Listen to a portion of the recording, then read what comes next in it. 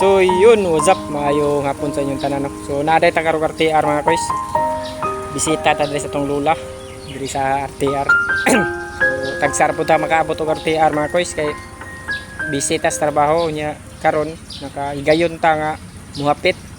So naaday ta diri sa lugar sa kung Pinoy-anan sa una, naaday sa RTR. Hapit mi diri kadyot. Dol, koy kaway dol. So na ako'y nakitaan dari mga koys. Nag-ani.